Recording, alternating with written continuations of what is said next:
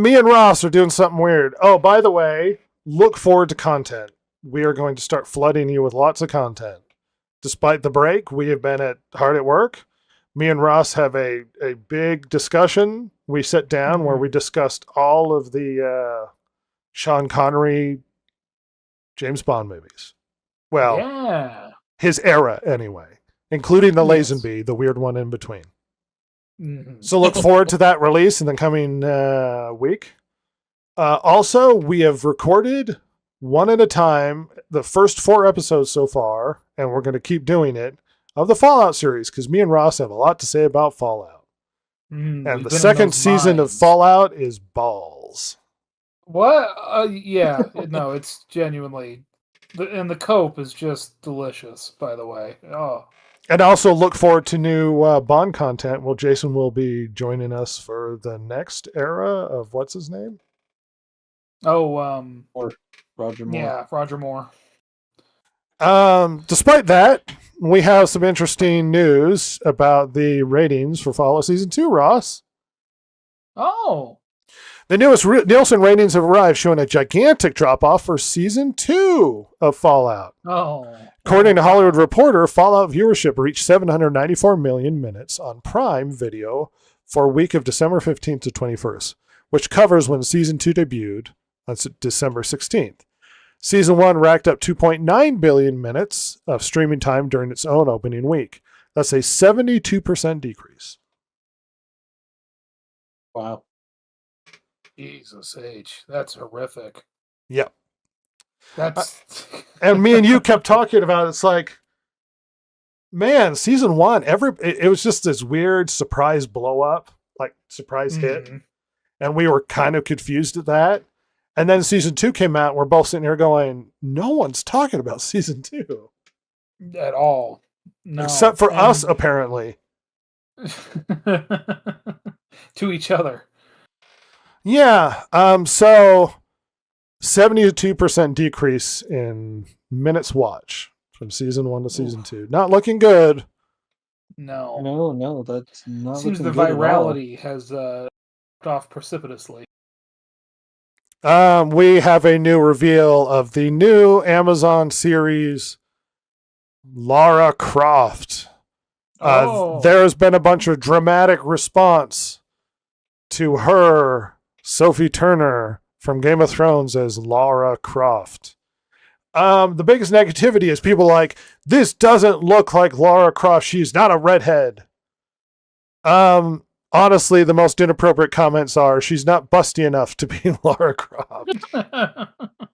Honestly, which Roswell, also mirror, I think she looks good as Lara Croft. I do too. I think she looks fantastic. Probably the most accurate one, other than the boobs, I guess, that we've gotten. And I don't hate the other ones per se. I'm just saying, to me, she looks most like the video game that I've seen so far. I'm more concerned. Look, she looks great. She looks fit like Lara Croft is supposed to be.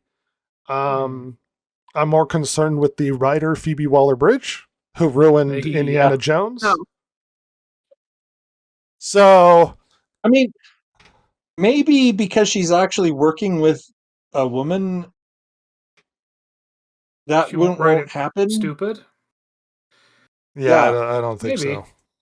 Yeah. I mean, I don't hold out any hope. Her track record is terrible, but she doesn't have to ruin a man in this. She made that one popular show that was really liked by artsy people, and then it, and then everything after that has been balls. She's not good. Yeah. Mm-hmm. She's failing upwards, baby. Yep. Moving on. Nintendo has Nintendo faces Switch 2 uncertainty. 33% share price drop in 5 months. Oh. It may seem odd that Nintendo Switch 2 has been the fastest selling console in history, but now the company is facing rapid stock drop due to uncertainty about the console. One of the biggest reasons that this seems to give is that it lacks a killer app for the console. Yeah. And the fear of increasing prices for the Switch 2. I haven't bought one because there just hasn't been a game that screams, I have to get a Switch 2 right now. That's why I even made the offer to get one. Also money. Right. But Well, apparently that uncertainty is carried over to the stock, and there's some concerns as to the performance of the Switch 2 and where it's going from here. Especially with all the negativity about the DRM and the fake cartridges that don't actually have games on them. yeah, I was going to say their launch was fraught with a lot of bad press. Switching forward, the developer, the studio behind Star Wars Outlaws, Massive Entertainment, and Ubisoft Stockholm are facing layoffs. Oh, really? Just now? Did they have them earlier? I don't remember.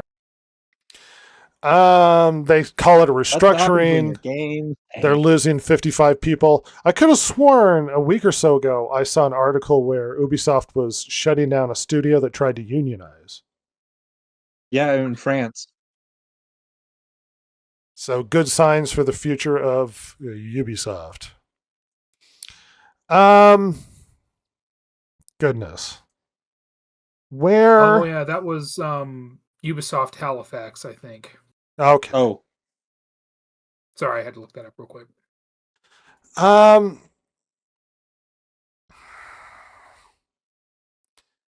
So, how do I start with this? Stranger Things season 5 came out. And there was a lot of negative reception and then a lot of cope where people saying actually it is good. And then there's been a weird event called Conformity Gate.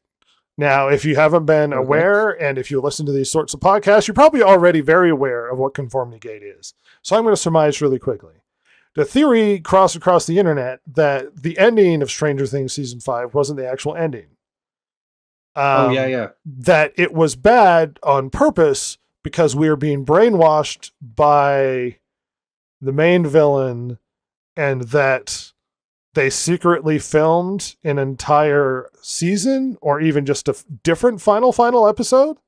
And they've been scouring the season for clues and signs that this is all in our heads, and us as well as the characters in the show are brainwashed. And there's a secret episode coming. Wow, the cope is hard with these people. Well, according to their evidence and all of their sleuthing, they believed it was supposed to be out, I think it was the 7th of this month, and that didn't happen. There's new rumors and beliefs that they think they have new evidence suggests that there's new stuff coming because of indications with tarot cards in the season. They seem look, it's a really good sign that Stranger Things season 5 was really popular when there's a huge audience trying to cope by pretending that a secret episode is coming that isn't coming. Because they were so unhappy with how it ended. Because that's how well things went. Yeah. Went really well. Good for them. I mean, really, not bad in any way. And if that doesn't help you with how well season 5 has done and how well everything was managed, I have an interesting article for you that the Duffer Brothers apparently started filming season 5 without actually having finished the script for the finale. They didn't actually know where the story was going. God. Yeah. Oh my gosh. Classic sign of things going to go badly, by the way. Yeah. Once again, flying by the seat of your pants does not a good episode or film or movie make. Well, especially when the penultimate episode spends 20 minutes with the character coming out as gay. It was vital time we had to take, Rhett. How many times do I have to explain this? If you watch the documentary about making season 5 and you watch one of their laptops, there's a lot of ChatGPT open. So there's speculation he used it to write season 5. Oh, that would rule. I'm not going to lie. That would be very funny. I also heard the speculation that if ChatGPT helped him write season 5, it would have been written better.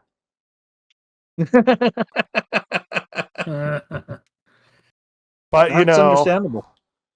whatever. Let's fall into censorship, shall we? Poorly formatted image though this may be. I'm just going to leave it the way it is so I don't have to format the next one. Anyway, a major expansion of UK's Online Safety Act has taken effect, legally obliging digital platforms to deploy surveillance-style systems that scan, detect, and block user content before it can be seen. Oh my gosh. UK, pull your heads out. Jesus. You are at fault for pre-crime. Yeah. Seriously. Yeah. What a disaster. Like, the UK has just been on a roll lately with just really bad legislation and bad moves. Good lord. Oh yeah. Remember the what was it? The digital ID, the basically Mm-hmm. the new dystopian cyberpunk universe they were creating, and there was so much backlash. They're Mm. like, well, we're not going to do it then. And it's like, don't they already have like essentially their equivalent of a social security number? Why do they need a digital Yeah. ID? But, you know, Mhm. whatever. Moving on. AI is fueling a crisis in PC gaming. Despite the shortage of GPUs, we are now getting a shortage of RAM. And it's so bad that large PC shops in Japan are actually asking to buy people's old PC hardware Wow. because things are getting so expensive. Mhm. Shelves are Bad being sign. emptied and they're trying to buy people's old stuff. In fact, DDR5 is getting so expensive and difficult to get. Some companies are moving back to DDR3. Wow. Jesus. But I still have DDR3 because I don't have money to upgrade and it works just fine. It's okay. We have gotten a leak of the Steam Machine's price, and it is $1,000. Oh, hey, didn't we kind of think that might be the case? Yeah. I think so, yeah. The speculation it was probably going to cost about $1,000, but they thought they might sell it for cheaper in order to be competitive with consoles, and then they'll just make their money back on game sales. But no, they're not going to compete with consoles at all. Oh. This is more than like the PS5 Pro. Yeah. Yeah. Ugh, man. Damn it. There's an interview Mark Hamill did with a bunch of people, and he has some interesting things to say. Mostly just threw shade at Star Wars. Somebody asked him if there was any in the interview. Somebody asked him in the roundtable, and he was with like Dwayne Johnson and a bunch of other people. And they're like, "Is anybody you would like to work with that you haven't had a chance to?" And he said Harrison Ford and Carrie Fisher. Oh my god. And Well, one of those can't happen now, pal. But well, all right. and he went because he did work with them before, but he went on a tirade of they had all of them together and they didn't have the opportunity to put them all in the same place in a film, and how bad an idea it was. And he kind of went off on this rant, and it's like, yeah, I mean, I don't agree with Mark Hamill on a lot of things, especially politics. But he knows Luke Skywalker, and what a failure to not put all those characters in the same room, at least for 5 seconds. Mhm. You had all of them available for your sequel trilogy, and you did nothing. They were just token characters to be like, hey, look, it's that famous person. Anyway, Rey goes on to save the world and have no threat to her character. Isn't that great, everybody? Huh? Yeah. Yeah. Apparently Xbox sales are doing so poorly that I think these are UK numbers, but sales bomb in 2025 with a 70% year-over-year drop. Oh my god. Oh. That makes me so sad, but I mean, good lord. Well, to be fair, PlayStation 5 console sales are down 40%, so it might also have something to do with availability and economy. Maybe people are buying less consoles, but Xbox took it the hardest. Yeah, I'm gonna say. Now, if I recall, and I didn't see it quite in that article, but if I recall, these numbers were taken from the UK, so it might be different in America, but they're just a little bit different.